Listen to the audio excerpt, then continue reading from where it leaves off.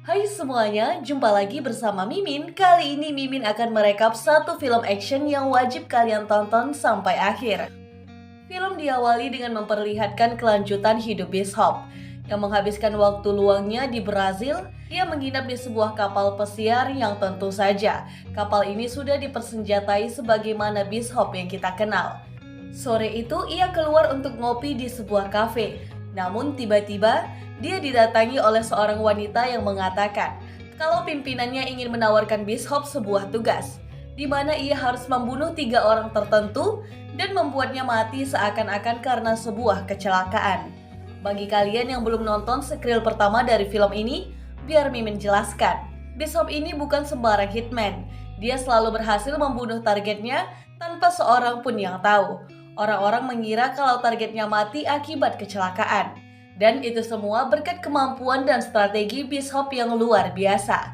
Anyway, kita balik lagi ke wanita tadi. Bishop harus mengambil job tersebut, atau dia dan beberapa anggotanya yang sudah ada di bar siap membunuhnya.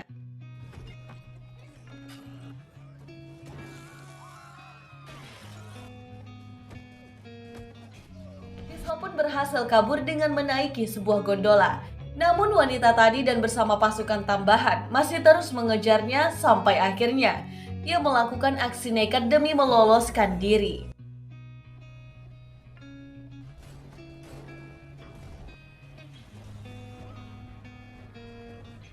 Malamnya, para gangster berusaha menggeledah kapal Bishop dan ia pun memutuskan untuk memusnahkannya dari jauh bersama dengan musuhnya.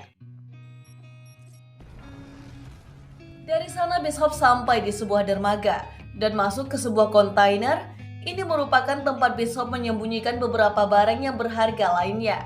Menggunakan komputer khusus, ia meminta intelnya untuk mencari tahu siapa dalang dari penyerangan tadi.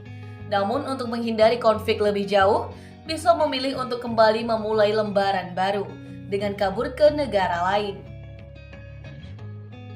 Singkat cerita, Bishop berhasil kembali ke Thailand. Ia ke sebuah pulau wisata yang cukup terpencil untuk menemui teman lamanya yang bernama Mei.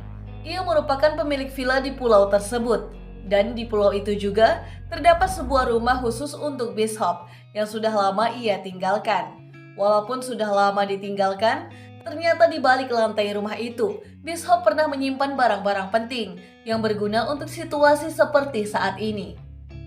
Malam itu informasi tentang wanita tadi dan dalang di balik serangan kemarin akhirnya terungkap.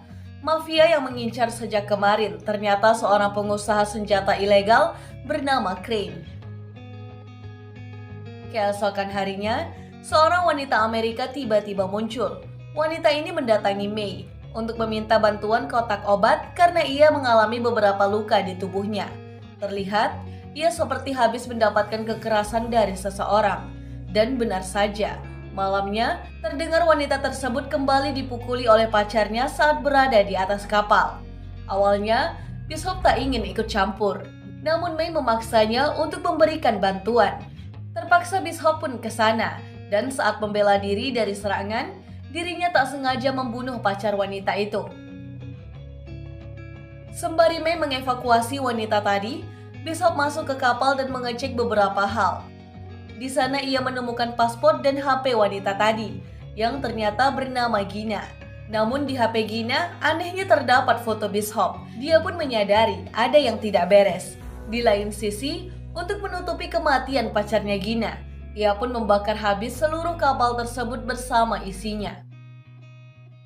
Saat kembali di pulau, tanpa basa-basi, ia menginterogasi Gina tentang siapa yang telah mengirimnya, atau apakah dia termasuk anak buah Crane.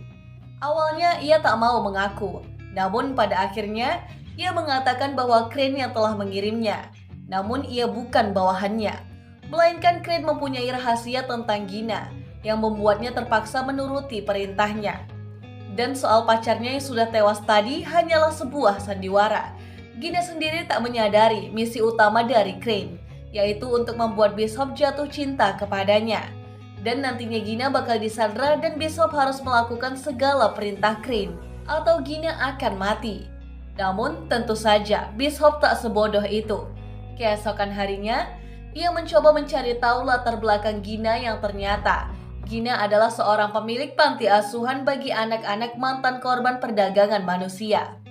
Kalau Gina dari kalangan baik-baik, maka hal apa yang dimiliki Crane sampai dia menuruti perintahnya? Maka dari itu Bishop langsung bertanya sendiri kepadanya. Dan Gina bilang kalau 1 bulan lalu salah satu atasannya diculik. 3 hari kemudian, ia kembali dengan kondisi penuh luka dan akhirnya meninggal.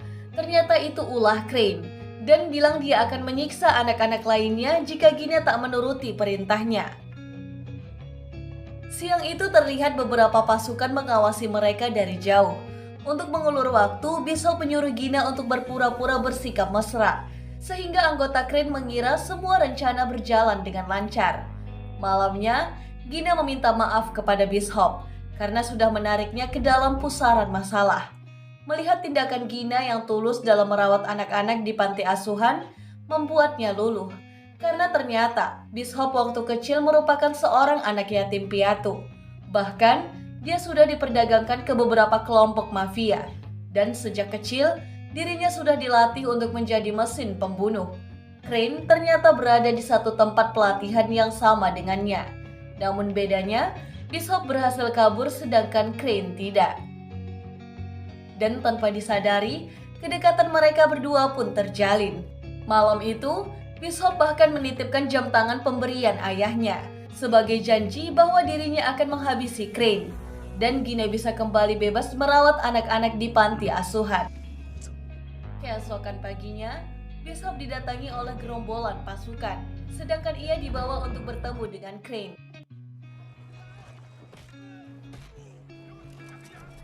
Begitu sampai di tempat Crane, Bishop dijebak untuk duduk di atas sebuah bom. Lalu, Crane datang untuk memberikannya sebuah file siapa target pertamanya, yaitu merupakan seorang pengusaha senjata ilegal terbesar di benua Afrika yang bernama Krill. Dan saat ini dirinya ditahan di sebuah penjara paling ketat di dunia yang berada di Malaysia. Crane berjanji akan melepaskan Gina jika Bishop melakukan permintaannya. Untuk memastikan janjinya, setiap Bishop berhasil membunuh 1 dari 3 targetnya, ia akan menerima video call dari Gina. Singkat cerita, Bishop akhirnya tiba di Malaysia dan langsung mengumpulkan semua informasi mengenai Krill.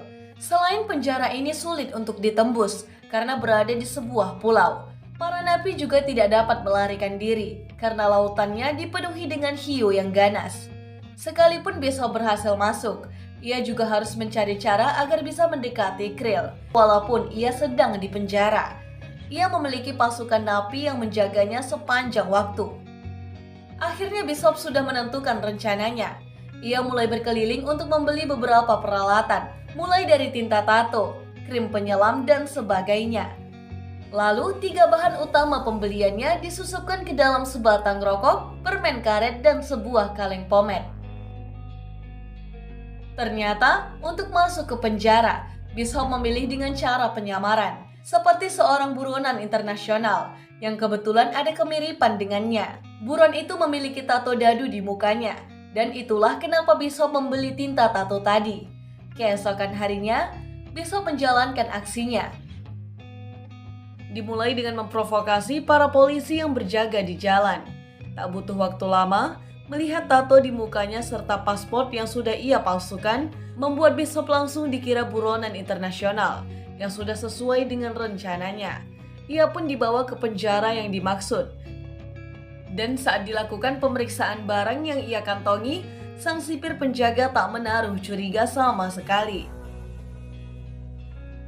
Anyway, akhirnya Bishop bisa bertemu Krill secara langsung. Namun, tentu saja, ia tidak bisa sembarangan mendekat, karena ia selalu dijaga ketat oleh beberapa pasukannya. Setelah seharian mencoba membaca gerak-gerik sang target, Bishop kemudian mencuri salah satu pisau dari salah satu napi yang sedang makan siang. Tadinya, Mimin pikir pisau itu akan dia gunakan untuk membunuh Krill, tapi ternyata malah sebaliknya.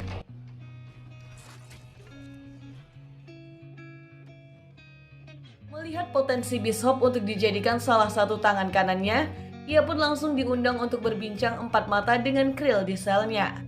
By the way, sel milik Krill ini agak istimewa. Menggunakan kekayaannya, ia diberi tempat khusus.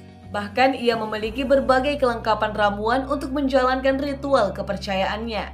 Dan inilah momen yang ditunggu-tunggu Bishop. Tanpa membuang waktu, ia membuat Krill pingsan. Lalu untuk membuatnya terlihat seperti mati akibat kecelakaan, Bishop yang memiliki kemampuan pengetahuan kimia yang luar biasa, berhasil meracik sebuah racun dari bahan-bahan milik Krill.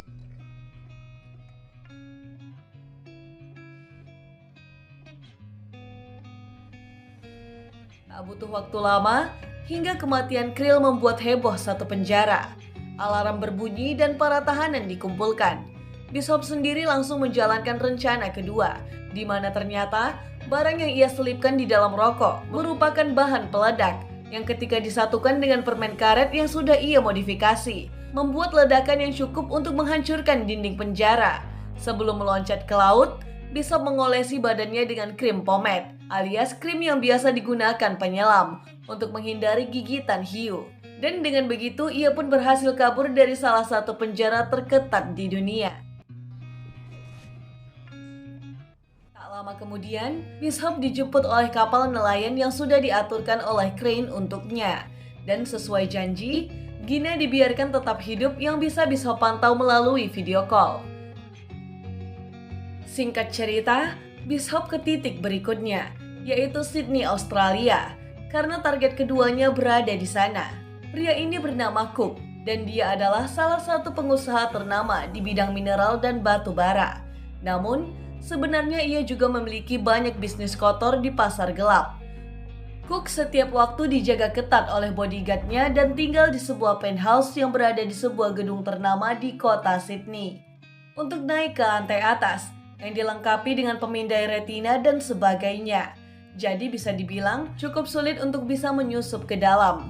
Anyway, setelah menganalisa targetnya beberapa hari, mencari tahu kebiasaannya di jam-jam tertentu, Bishop kemudian mencoba masuk ke gedung namun bukan untuk menyusup, melainkan untuk berpura-pura ingin membeli salah satu unit di sana.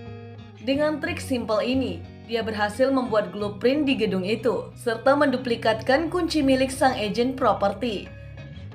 Bishop juga berhasil membuat sebuah cairan khusus yang dimana mampu membuat kaca tebal pun langsung pecah dalam hitungan detik.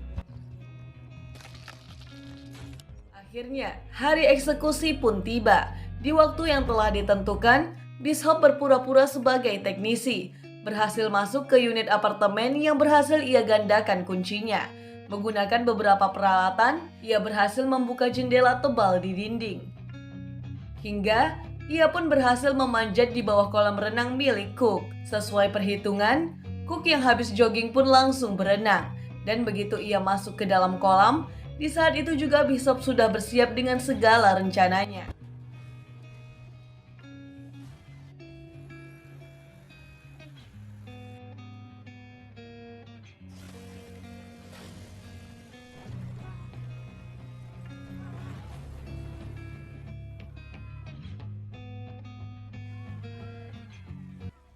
Crane tak bisa berkata apa-apa, selain kagum akan Bishop yang tak butuh waktu lama untuk mengeksekusi targetnya. Alhasil, Crane pun menyuruh anggotanya untuk menghubungi Bishop. Namun, terlihat Gina saat di video call meminta Bishop untuk memperlihatkan jam tangan yang ia berikan. Tiba-tiba, anggota Crane marah dan memutuskan jaringannya. Ternyata, tepat di belakang Gina terdapat nomor seri dari kapal di mana ia ditahan. Dari sana, Bishop dengan mudah melacak keberadaan kapal tersebut, yang ternyata kebetulan berada di kota Sydney. Namun, nampaknya menyadari Bishop mengincarnya, Crane langsung memindahkan kapal lebih dahulu. Menggunakan helikopter, Bishop berusaha mengejarnya dan memilih untuk diturunkan di tengah lautan. Dengan modal sebuah alat, ia berhasil berenang ke bawah kapal dan menyusup masuk ke dalamnya.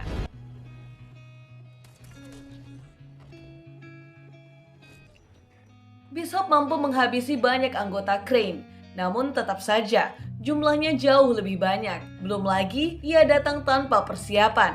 Alhasil, dirinya pun berhasil ditangkap.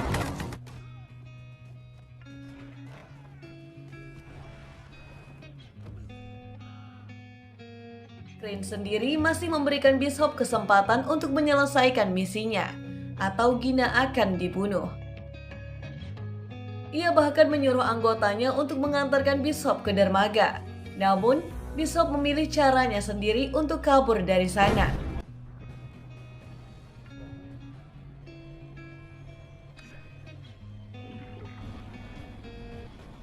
Singkat cerita, Bishop sampai di sebuah kota bernama Verna di Bulgaria, dan target selanjutnya bernama Max Adam. Seperti Krill, Max juga termasuk pengusaha senjata ilegal yang terbesar di dunia. Ia memiliki kekayaan yang berlimpah, bahkan ia bermarkas di sebuah bunker khusus di pinggir kota, dengan penjagaan yang tak main-main. Ia juga memiliki beberapa kapal selam dengan persenjataan yang lengkap. Gilanya lagi, untuk misi kali ini, Bishop hanya diberi waktu kurang dari 24 jam. Singkat cerita, Bishop berhasil masuk ke sistem pengamanan markas Max menggunakan komputer khusus miliknya. Dari sana, ia menemukan informasi bahwa perusahaan memiliki helikopter pribadi di sebuah rumah sakit tertentu di kota. Bishop kemudian ke rumah sakit tersebut dan naik ke atap. Lalu, dari jarak yang cukup jauh, menggunakan sniper, ia berhasil menembak kaki salah satu penjaga Max. Dan tak lama kemudian, rumah sakit tersebut mengirim helikopternya ke sana. Di saat itu, Bishop sendiri sudah masuk ke dalam bagasi heli secara diam-diam. Setiap sudut ruangan dilengkapi dengan CCTV. Untuk membuatnya tak berfungsi, Bishop membuat alat pengacau jaringan yang membuatnya sedikit lebih leluasa dalam menyelinap. Ia berhasil menumbangkan belasan anggota Max secara diam-diam. Namun, hal ini sudah menjadi antisipasi. Makanya, Max langsung masuk ke lift untuk menuju ke sebuah bunker bawah tanah. Namun, sekali lagi, kita diperlihatkan kembali kemampuan Bishop dalam menganalisis blueprint sebuah gedung yang membuatnya selalu selangkah lebih cepat dibanding musuhnya. Ternyata, sosok Max ini berbeda dibanding Grill maupun Cook. Ia malah terlihat lebih santai dan mengagumi cara kerja Bishop yang bisa menerobos semua pengamanannya. Tanpa basa-basi, Bishop juga menawarkan Max sebuah kerjasama. Sejauh ini, Crane sudah memperalat Bishop untuk menyingkirkan semua saingan bisnisnya. Sekarang, gilirannya untuk membalas dendam. Dengan begitu, tak hanya Max yang selamat, tapi juga mendapatkan mangsa pasar yang lebih besar. Namun, untuk menaklukkan Crane, Bishop membutuhkan sumber daya yang Max miliki. Ia pun setuju dan rencana pembalasan dendam pun telah disepakati. Dimulai dengan mereka membuat sebuah scene yang seakan-akan Max mati akibat terkena jebakan yang Bishop buat.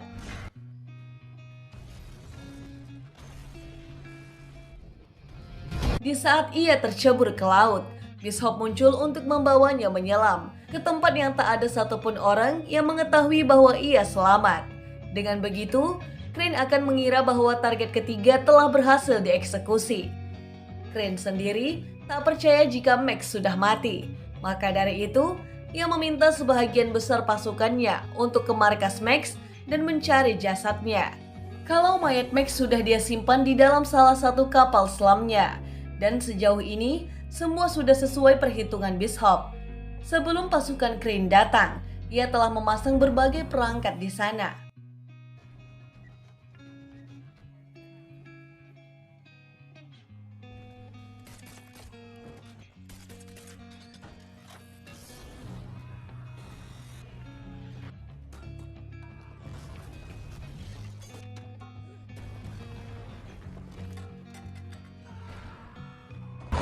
Setelah berhasil mengalahkan mereka semua, Bishop langsung meluncur ke tempat Gina disandra.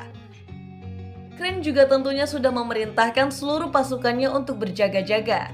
Namun itu semua percuma, karena si botak ini memiliki kemampuan melumpuhkan puluhan orang tanpa terluka sedikit pun.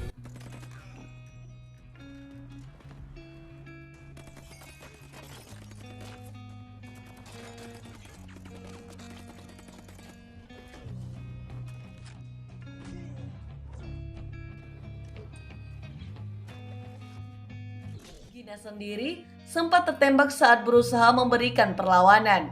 Crane yang melihat banyaknya pasukan yang telah dikalahkan, memilih Plan B, yaitu mengaktifkan bom waktu di kapalnya dan meninggalkan Gina di sana sebagai umpan untuk membunuh Bishop. Untung saja, sebenarnya di kapal terdapat salah satu fasilitas pelarian darurat yang cukup untuk satu orang. Bishop kemudian mengirim Gina keluar lebih dahulu agar lebih bisa fokus menghabisi Crane yang sedang berusaha kabur menggunakan helikopter miliknya. Pada akhirnya, Crane dan Bishop kembali bertemu. Mereka berdua berduel di menit-menit terakhir sebelum kapal meledak.